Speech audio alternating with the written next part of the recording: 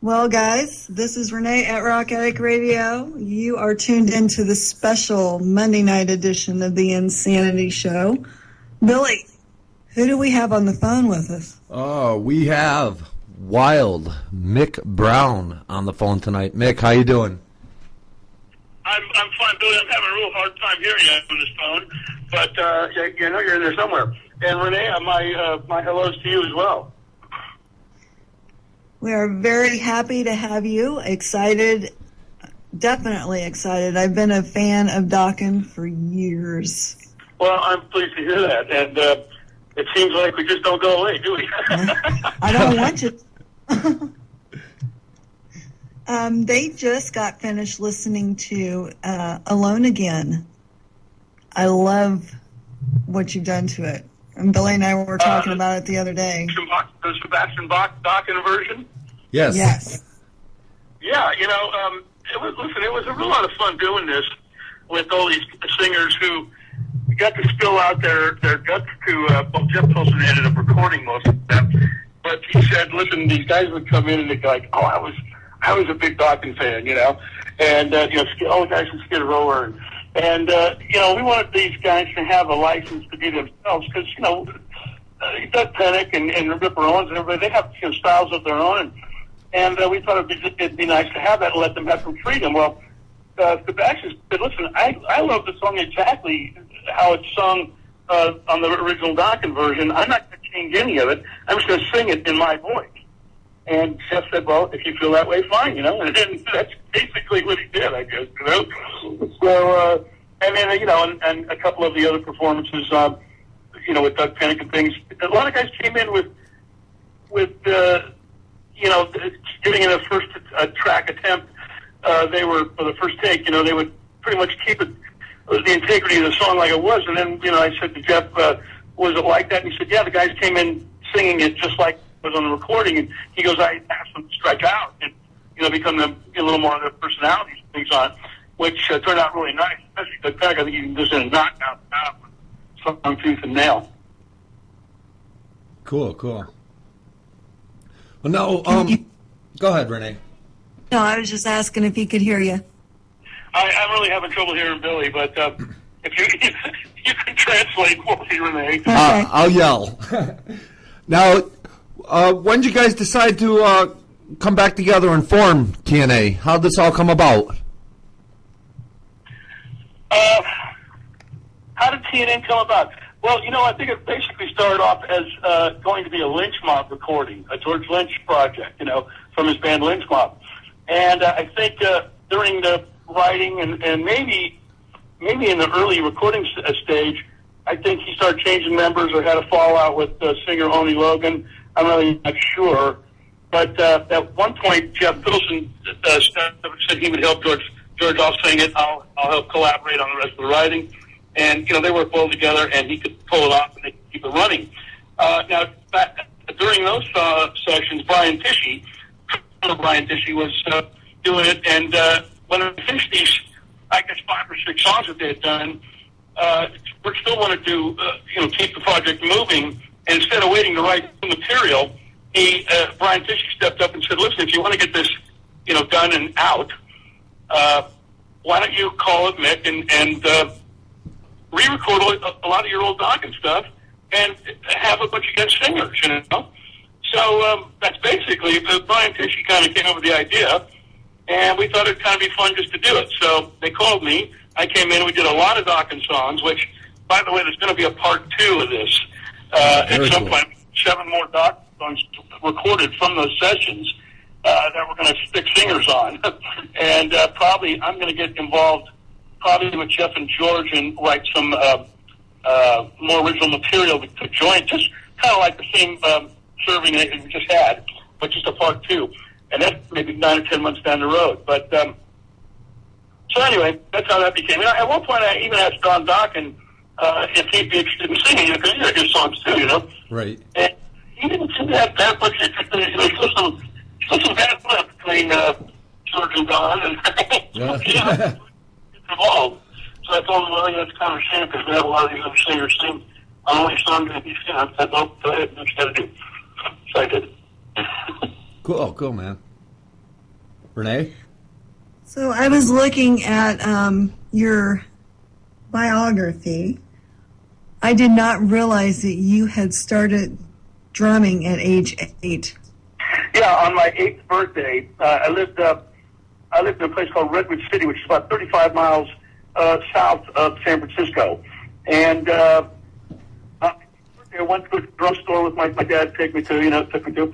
And this guy named Mickey Hart was a drummer with his dad. They had a store, and they would give lessons. Mickey Hart, I took lessons for about 2 years in that store. And then I came to take a lesson one time, and there was a sign on the door, join the Grateful Dead, see you later. Oh, wow. Literally, you never saw the guy soon. But ended up joining the Grateful Dead. And his dad ended up managing Grateful Dead for a short period of time because his dad flew down to Los Angeles from San Francisco, picked up the new recording contract budget, which at that point was $100,000, which was big money in the probably whatever 60s that was, and then ran off to like Brazil with the money. Oh, shit. I'm sure it was quite an embarrassment for Mickey to have joined the band and then have his dad become manager with the band. I think they got him 6 months later, you know. Funny story. And your first band was at age 10. Yeah, I was in a rock band at age 10, right after, I started taking lessons. I figured, let's play some other time. I can play pretty well at age 10. And it was most frustrating. Not many musicians at age 10 can play guitar very well, or back then they couldn't. I don't know, there's probably some 10-year-olds now that can burn ass, you know? Right. So to find other musicians that were really good, they were always older than me, which I thought was real exciting. So I remember the name of that band too was called The Reason Why. I don't know, it was a pretty deep name, for that 60s generation thing. And it was really a lot of fun. We did a lot of Kinks. We did Louie Louie by the Kingsmen. Gloria by them. These are old 60s songs, folks.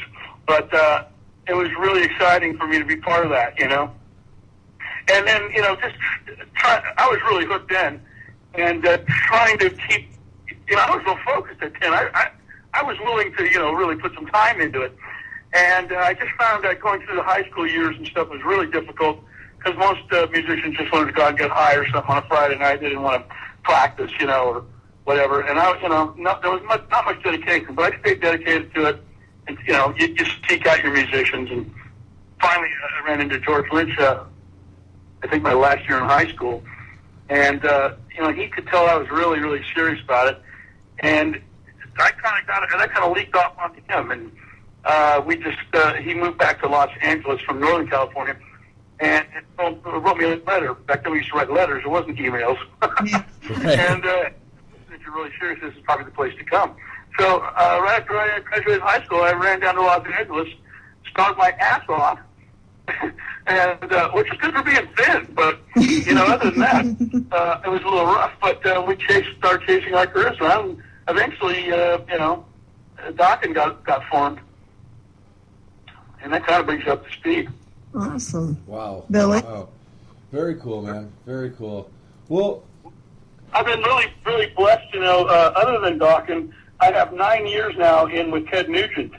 And I tell you, it's the man is exactly what he appears to be and so much more. I've never met a more stand-up guy who can back up everything he says. There's so much about him that people don't know that, you wouldn't know it. Actually, he got a little bit of money in him. Much of that, but there is. And he's the most generous person I've ever known. He does things like when you heard about Katrina, he bought 400 cots, 400 sleeping bags from, some surplus place, sent them all down to the people, to help out. He sends a ton of meat, jerky, that he kills just with one guy. No, bow and arrow. He sends a ton of meat a year to the troops, and he does a lot, It's really good. I've been blessed to play with him. I was also really lucky enough to be in the very early Lynch Mob albums, which I thought is basically what really the band was about. I also got to play with the late Ronnie Montrose. I was in Montrose for a very short time, which I thought was absolutely thrilling because when I was 16, the first Montrose record came out, and I was floored, and I still am by that album. And all those early Montrose records, and God, to be able to play those with the guitar player Ronnie was just phenomenal for me. I really enjoyed it. And, I've been really lucky, so this has really been quite a great, fun thing for me. And, Docken was really exciting, too. I had a lot of fun with that. Still playing at Docken. They're coming out 33 years. Wow. That's amazing. There's not many bands that could boast that. Well, I'm glad there's still some people like yourself that find that interesting, Oh, hell yeah. I grew up on Docken, man. Well, I'm so pleased to hear that. There's nothing more flattering than hearing someone gets any kind of movement from or a feeling from any of your creativity and art and things like that. That's really quite a compliment. I thank you so much. And it's people like yourself, Renee and Billy, that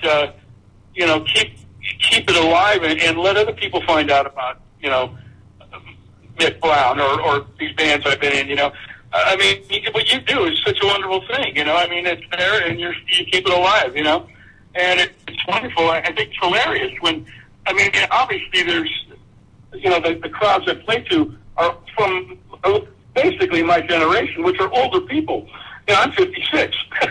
So, but a lot of times, I meet young kids at Ted Nugent concerts or Docken concerts, and they'll come back with their dad or something backstage or their mom or something, and they'll take me aside and they'll be like, man, I'm a guitar player. I'm like 12 years old. My dad's got this band, and he thinks his band's really good, but you guys kick ass.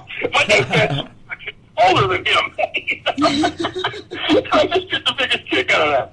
So it's so awesome to see a 12-year-old digging a 56-year-old drummer.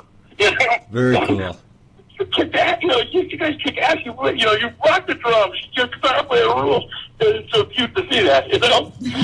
I get the biggest thrill out of that. I think it's just hilarious. But that's how I felt too when I was really young. It was never an age thing. I just thought, oh man, the guys from the Kinks listen to that song, or blah blah, or doing what? These drummers, and oh man, it was just fantastic. It was really thrilling.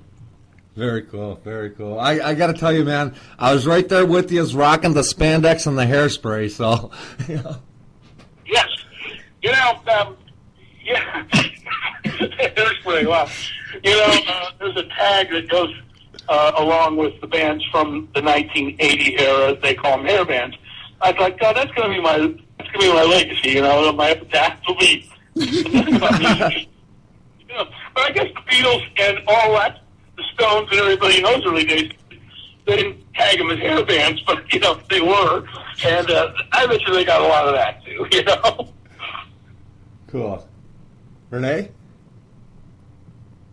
I want to know what your advice would be for a brand new band just starting up. Well, okay, if you're just in a band, if you're trying to chase a career, just try and find out as much information as you can. I'm a little bit out of touch with it. Things are very different from when I was in my recording career. You had a record company, and you got these record people to understand your music could be radio, friendly, and there was a sellability to your product. So they would sign you to their contract, give you some money to make the record, and you'd start this relationship with them. Nowadays, there's really no rules. I don't really know what would be these days. I'm locked in with people who have this going on, and I'm lucky enough to not have to worry about it. My advice, if you're going to be a band, just do it. Play what you can, try and play everything. It's music. If you enjoy it, maybe one guy in your band likes, more of a country feel or a southern rock feel, and you're more of a Slayer type guy. Well, try and meet in the middle somewhere, or play the Slayer stuff and then play the other stuff. You can try and enjoy it all. I think if you open up your mind and your ability, that you'll become a more creative and broader musician by playing different things and playing a lot of other people's music. You'll find you can always learn something, seeing who wrote, how they wrote a song, or how they did a passage with a guitar, in a double solo or something, and you'll get something might strike you, that, oh wow, that makes sense to me, and you can make it your own. But basically, enjoy it. If you enjoy it, that's the beauty of music, is to enjoy it, And listen, if you want to take it serious and try and, that's a whole different ballgame. Then, it gets a little sticky there. You need to find people who are on the same page, and you need to be a common focus. But if you're playing in a band, enjoy the music. Don't get so riled up. Try and spread yourself out. Try and duplicate or create, whatever everyone's trying to do within the group. That's what I can tell you. But enjoy it. Have fun with it. Cool. Great. Cool. Nothing's worse than taking the beauty, the beauty of what caught me about rock music. I mean, definitely was this the look I saw when I was 7.5, watching Ed Sullivan. It was a big TV show back then, folks, and the family type of TV show that you watch on a Sunday night together. And seeing that impact of what is this, but it was much more than that. I mean, they had this great look, but I loved their music, and I still do. And I think the enjoyment of it was, wow, I could escape into music without it, because lyrics were very simple back then. It was just about loving a girl, or getting out of school and putting money in a jukebox, And I thought that was wonderful. Music sounds very serious, bands like U2, they bring a lot of politics into it. And a lot of the groups in today's world are definitely depressed and mad about something, And I can understand that, but I really enjoyed the freedom and the mindlessness of the, true pure rock and roll as it was when I was young. I believe that was a great escape for me. Very cool, very cool. So, looking back on it all, what would you say is your most memorable moment? I can't hear what he said. He said, looking back on it now, what would you say was your most memorable moment?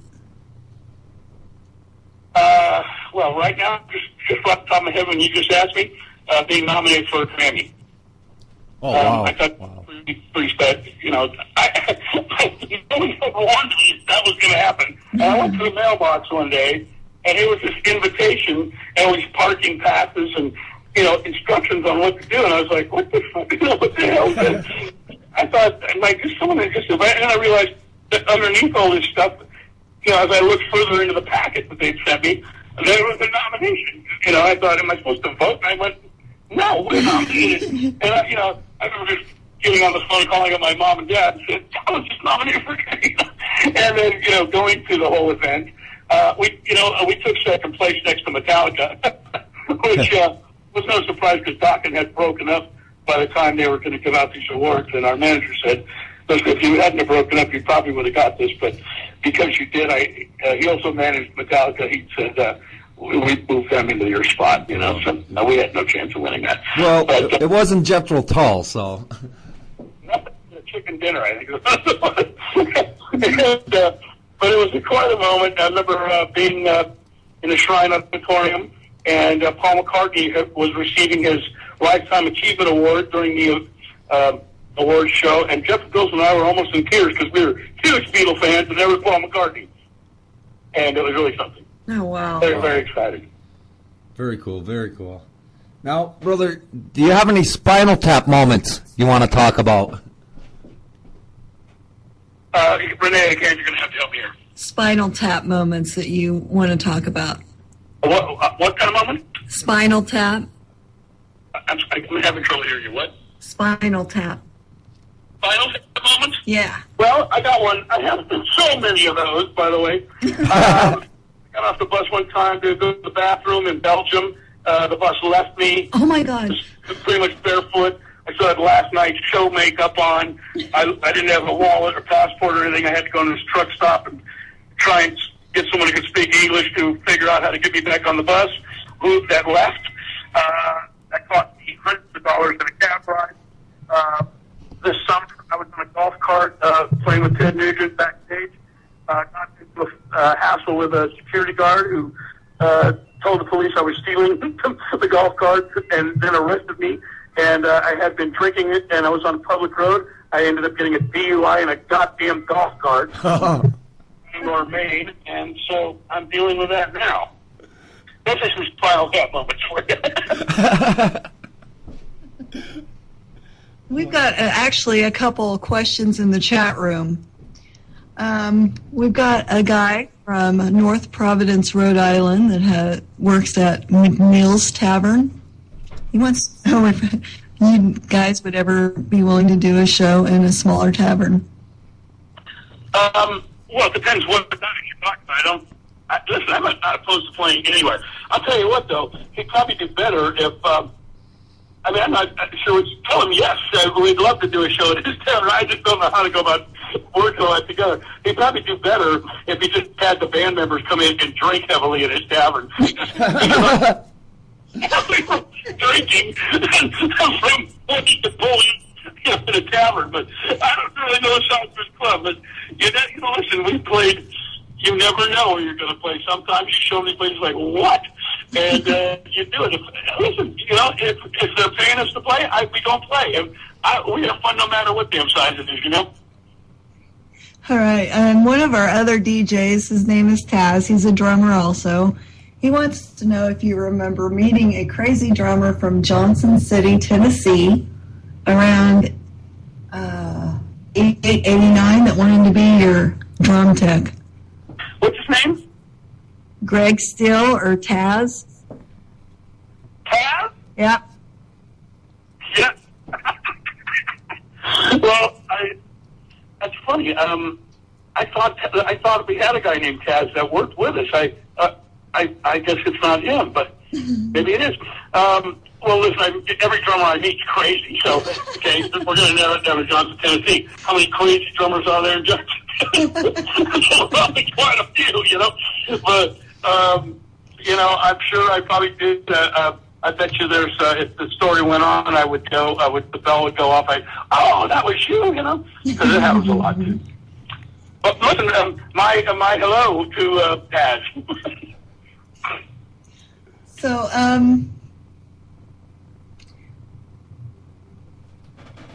Hey, Mick, how about the strangest gig you ever played, brother?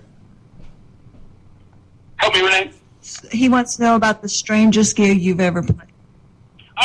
The one that comes off the top of my head? Exactly. I've done there's a handful. Not a lot, but a handful. But one of them being, we did, promotion for some radio station in New York. And it got on the Circle K line. The Circle K line is a boat line that goes around Manhattan, okay? Which is a really ugly freaking trip to do. I mean, in this boat. The Hudson River is pretty ugly. And so the deal was 98 people could come on this boat, and in the center, down these stairs in the center of the belly of this boat, like, they put the band, but no one could go down in there because it was only big enough for the band, and only a few people could see down this stairwell to see us. It was really weird. They had speakers up on top of the boat so that people could hear us, but it was odd. But the weirdest part was they would just go out, and they just kept going around back to Liberty. And so basically all night we were leading left. You know? I mean, and then a fight broke out on the top deck, and it was an absolute mess. You know, I mean, the band's trying to play, and then the boat would turn kind of sharp. We'd sort of, I'd fall off the drums, you know. Falling down the staircase trying to see the band. And then a big fight started up on top. It was just a nightmare, you know. And I don't know who thought that was a good idea, but fuck them. That was one of them. And there's some others, but let me tell you one more if you got time. Yeah, go for it. Okay, on these internet poker sites, you know, that you can actually go gamble on. Okay, one of these guys, I'm not going to mention who he is. He owned the site, and he's having he talked with one of his fair who's going to hire us to play for 65 models of these lovely looking women. He must have been doing some kind of a modeling showcase thing, and So his internet website was, sponsoring this or hosting this. So he does it in the smaller room in the Chicago House of Blues. So we fly out. The first night we get there, he takes everybody, all 65 women and the band, to a really nice dinner. I mean, it was phenomenal. So, we're all drooling over these great-looking chicks who were all probably 30 years older than, and none of them were really paying much attention to us. He Docken hit by women and not getting any action. So the next night, we're going to play to all these people. So we go down, and he has it set up in this nice room. And ladies and gentlemen, here they are, Docken. We come walking out. All the girls are standing right at the stage. They all applaud. We start playing our first note. The girls go, ah, and they run away. They want nothing to do with our kind of music. And the guy was standing there in the middle of all these chicks, and he just started laughing. He was the only one left. All the girls ran as far as they could in the room and started playing, the slot machines and stuff that he had set up, and just trying to hide from the sound. There was the guy standing there laughing. And I remember Docken up the stage, and he was singing, standing next to the guy, and they started singing together. It was the stupidest show I ever did. But, we got paid and we played our show. But it was just so funny to see all these girls did not want to, if we weren't playing hip-hop, they didn't know. All we were to them was just old guys older than their fathers trying to play loud rock music, It was just the wrong thing to do. But the guy had fun, and we did what we were supposed to do, so no harm done. Cool. As soon as you played the first note to the audience, I thought, it's going to be a long night, So, Mick, when you're not writing, touring, doing stuff with the bands, what do you do for a day off, man? What do you enjoy doing? Okay, for a day off, I can hear you now a little bit. When I'm home, I really don't do squat. I love to play PlayStation a lot. I like to sit around and have my Jim Beam and Cokes. I live in Arizona, so the weather's normally pretty fantastic. I do a lot of hanging out by the pool. I ride my bicycle. I just take it easy. I really don't do much. And I enjoy it, because, what? I mean, I've done, how many years have I been doing this? 33 years professionally, and I'm tired of traveling. I mean, the job is travel. I can play the drums, and I know how to do all that, but you can't train somebody to learn to. I mean, I love going down the road in the tour bus, don't get me wrong, but, man, it can wear you down. And when I'm on, I have friends who are like, hey, let's go down to my timeshare in Mexico now that you're off. I'm like, I'm not getting on a plane, in a car, or nothing, or nobody. You can and I ain't going. They don't understand it. Then I go, okay, listen, here's how you put it into perspective. How many Fridays are there in a the year? Okay, 52, 55, or whatever. And or how many there are? I said, okay, I just did 106 of those all in a row. And you know how you feel after one, right? Okay, so there you go. And they go, oh, I get it.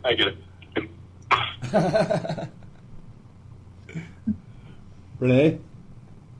I just basically relax. Well, actually, I try and stay busy, but damn it, Docken, every time I come off the road with Ted, I try and get back with Docken immediately, and they don't work quite anywhere near as much as I'd like to. This year, same thing. I came back, we had about 8 shows lined up. I went and did one, and then the other ones, some of them fell through, and the guitar player, John Levin, went and had some surgery done on his shoulder, and he's down for 4 months, so I can't play, So I call up George Lynch to try and see if he's got anything musically going on. He says, yeah, come on out to Los Angeles. We'll record 6 songs. I thought, great, I'll make a little money, have a little fun playing music. I fly out to L.A. They call, I get off the plane. I'm driving to the recording studio, and the manager calls, says, George broke up the band this morning. Go back to the airport and go home. I did that. The TNA Band, this new project we have out, we were going to do 6 weeks of touring. We got it all together. The band we were just getting ready to rehearse. We found Michael Sweet was going to step in, the singer guitar player from Striper, and he was going to step in and be the front man. We thought, great, we can have all the guest singers show up in their according towns when we come through. And then the management and everybody in the booking agent said, this is premature. We're not ready. Your record's not really. I mean, we need to get the promote this new CD, and then you can go. So I put a dent in that. We couldn't put that together. So basically, I'm stuck right now until I think March, when Ted Nugent's going to probably go out again with Aria Speedwagon and Styx for a few months, and then maybe on with. I'm not sure, but they're trying to put another package together. It could be Night Ranger, maybe Aerosmith. I'm open. That'd be wonderful. But we'll see what happens. But I'll have another full summer with Nugent coming up. But I'm sure would have liked, I enjoy my time off, but I got too much of that. And so I would have enjoyed playing with all those people I just mentioned, but nothing came through this time. So you never know in this biz, We've got a question in the chat room. They want to know if you miss the 80s. No, I don't miss the 80s at all. I mean, it was I missed the money I was making, yes. It was a very odd time, in spite of being, our manager goes, you guys are the weirdest thing we've ever seen. You guys are popular in spite of yourselves, because we didn't get along very well. And, back in the 80s, the band, I can't speak for everybody, but I was a huge drug mess, and, we were just escaping drugs when you had to close the door from the fans eventually, and that got kind of weird. And so it was very high tension, high pressure. I don't miss it at all. I'm glad I was there and went through it. I got to say, and I know it's going to sound weird, I'm not a huge fan of the MTV normal 80s music. I'm not a Skid Row fan. I'm not a Twisted Sister fan. I'm not a Metallica fan either. I know we help create a lot of that music. I'm proud of some of the music we've done, and but I'm not a fan of that era of that style of music that much. So, to move on was good.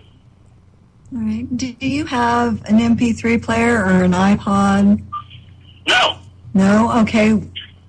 If I got into your vehicle and pushed the CD in, push play, what would I be listening to? I download, stuff. Latest thing I did was Band of Skulls, Sweet Sour. I think it's a great song. There's something else like Dead Shadow Weatherman, I think it's called, or something. These are songs that I tuned lately,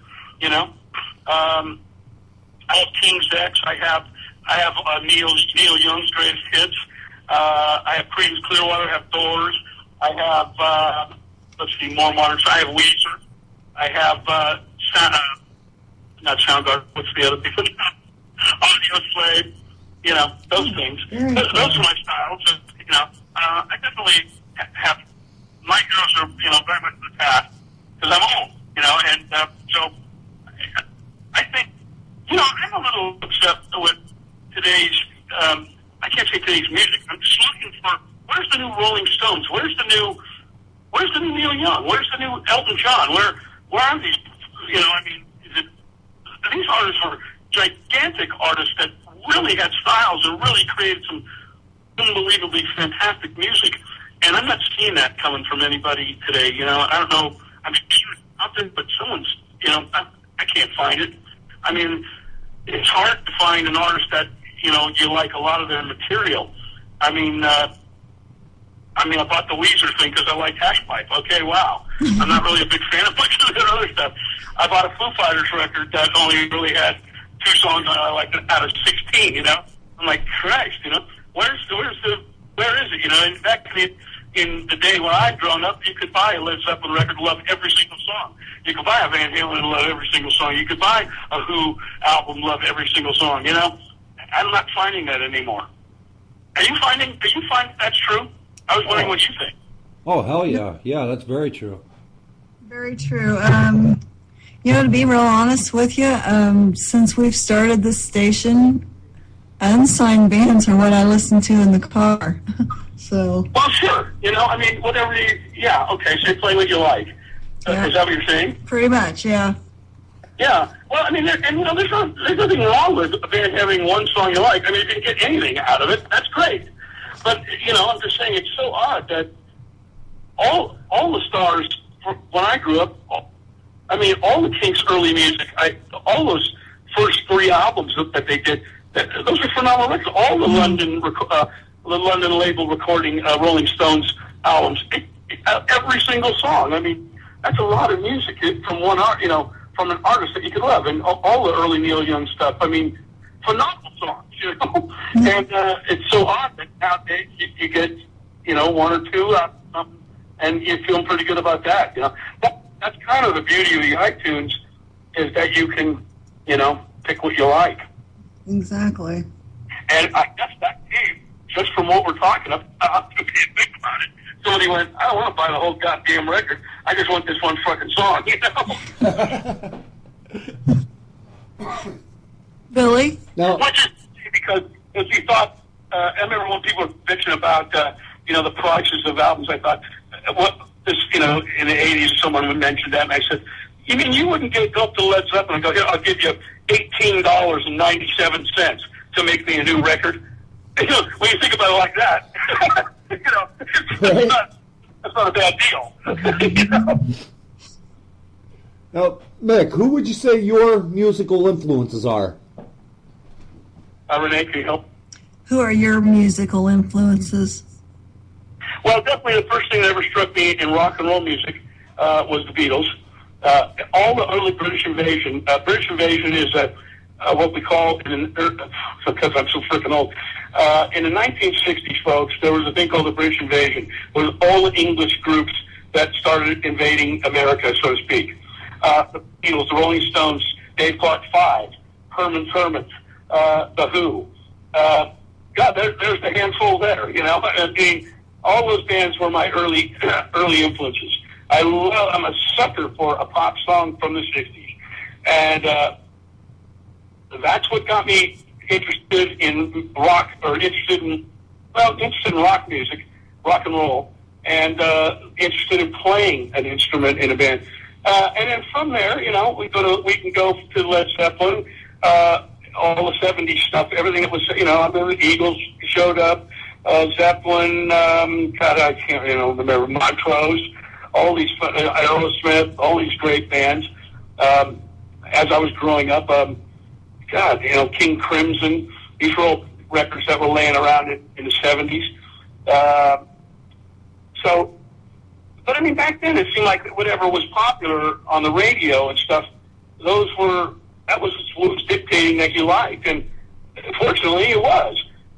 Also, that started MTV, was responsible for, making Docken popular and pushing it down people's throats, which opened up the doors. And wow, I mean, it got real exciting when MTV started playing music.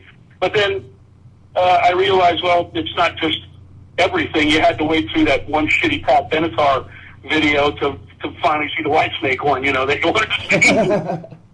And then it became so formatted that it became, kind of boring. But and then it turned black, and we never saw it again. You know what I mean?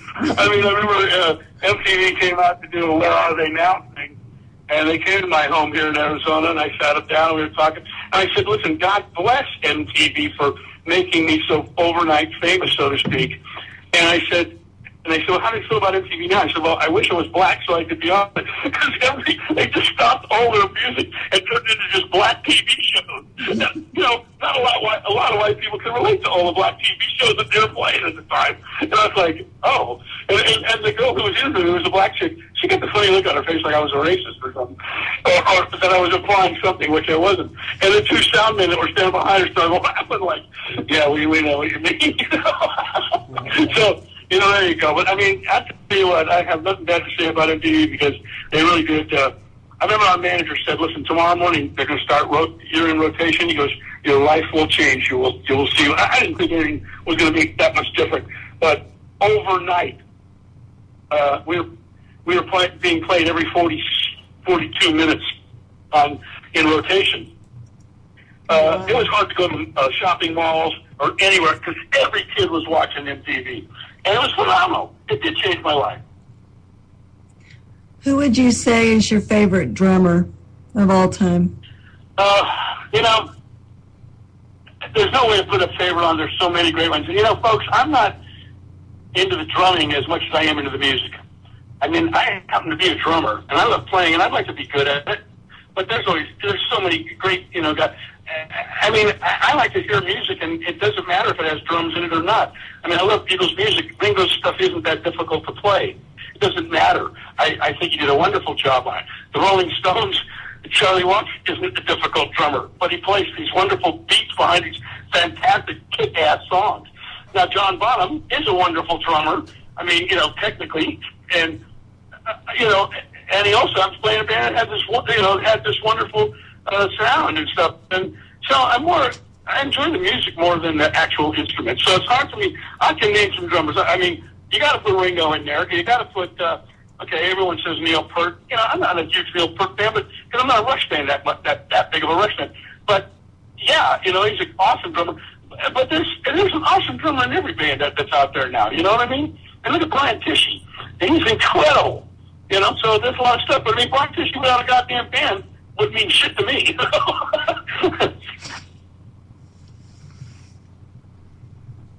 Billy? No. I'm here. Cool, man. Last Docken album. You didn't play on it? Listen, over the years, the reason I got involved with Ted Nugent is because Docken wasn't working enough. And I needed, at this point, my recording career from the 80s period, record sales since the invent of the computer had definitely dropped off. And so nowadays you had to have bands, and you had to be playing. I make all my money playing live these days, pretty much. And so I needed to play much more. So I joined Ted Nugent, and I thought, well, Don, this is going to take up, Ted's pretty much on schedule. We do anywhere from 3 to 5 months a year touring in the summers. That's what everybody wants to tour.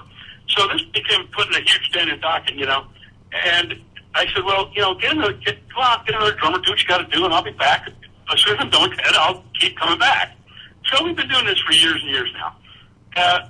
Eventually, I knew it was going to catch up with me and bite me in the ass. And I said, okay, what's going on? They go, we got to do this new record now, and you're going to go on tour with Ted. And I'm like, okay, well, so, Brian Tishy stepped in and saved the day. I did make a cameo. I mean, it's not a cameo, but I did get to play in the video. But I didn't get to play on the record. I'm a little upset, but, I understand the boys have to work too, Yeah. Just we all want to work at the same time. It's not easy. It's kind of tricky. Right. So when did the Great White Buffalo tour, is it still going on, or has it ended? Well, it ended it ended August 25th. Cool. But now, but it ended then. I guess whatever we'll do next year will be a new name. All right. And TNN, I want to know, I've got a wild card question for you. Mm-hmm. I want to know which one of you is the biggest prankster. Adam TNN is the biggest prankster? Uh-huh. Well, I don't know Brian that well. I don't know if he's a prankster. I know Jeff and George are huge pranksters. I get in trouble. They prank. So I guess if you had to put the top one. Now listen, I know Jeff Wilson he can pull off the best prank. He's done some to George Lynch when he first met George. You got to share. Pretty funny pranks. So he can pull them off the best, but George is the one who will do the most of them. But they're always unusual pranks, like that. Only ones that he gets. Like he'll tell you some screwed up information, see if you believe it. Then he'll tell Jeff, "Oh, I got Mick to believe this shit," and him and Jeff will have a laugh. And I'm thinking, well, what is it? The subject matter he'll use. It doesn't matter, but he gets a kick out of it. But Jeff can actually pull off, serious pranks that are funny to everybody. George pranks are more something to keep him amused, I think. Can you tell us about one of the pranks? Well, one time when Jeff Wilson first joined Docken, he got on the telephone and called George and said he was from England and it came up with some guitar magazine. Was from the Rainbow. Oh man, this is Nigel from Rainbow Rock Magazine, and we're doing a thing on American guitar players, And he went on for interviewed George for an hour and a half. He started asking him some really, it started off like really, the normal questions. He just kept going and going until it was like, listen, man, you find it, you wear ankle socks or crew socks. You find any different? Started asking him bizarre questions. So finally, like, what the fuck are you talking about? And then he, I told him, it's me. And George was like, oh, you had me going. He goes, but, he goes, I didn't know how long I was going to keep him, in suspense. I goes, the first part of the interview, the fake interview, I ran out of questions and just started throwing up. He goes, so I had him go for an hour on dumb questions. They should have enough to sit there and listen to it. But back then we were pretty new at being famous, so he was okay with sitting on the phone for an hour with him. And I'm Frank. That's harmless. Oh, awesome. shit. Billy? Well, Mick, where can the listeners find Wild Mick Brown? Okay. He wants you to tell the listeners where they can find information about Wild Mick Brown. Folks, I've had really bad experiences with websites. I did have a website where I was showing photos and chat room and stuff, and these chat rooms became a nightmare to me. So I don't have anything. I don't do Facebook. I don't do MySpace. I don't do Twitter. I don't do any of it because of the bad experiences I've had from it. There's a lot of people who fake like they're me on those, which I don't appreciate. And, we'll ask Facebook, hey, that's not me, stop it. And they don't. Fuck them. So why should I be on their fucking website, Yeah. And I don't appreciate it at all. But, I'm giving you all the information right now, and you can find it through people like yourself, or, on websites, maybe Docken websites, maybe the TedNugent.com, maybe the TNN site, I'll give you some information when I'm speaking to you on the phone, but other than that, I hate it when people start picking my brain too personally and start showing up at your house, and, it's been odd in the past. So I try and keep private there. All right. Can we get a Rock Addict Radio tag from you? Yes. What's it called? Rock Addict Radio. Rock what? Rock Addict Radio. Rock Addict Radio. Yes. Yeah. Do I need to speak and say Renee and Billy at the end? And whatever you want to say. I'm sorry? Whatever you want to say. Okay, great. You ready, Billy? No, Yep. are you ready? Yep. My name's Wild Mick Brown. I play drums for Docken and Ted Nugent and some other bands you guys like. And you're listening to Rock Addict Radio. And right now I'm with Renee and Billy. So rock on. Very cool. Thank you.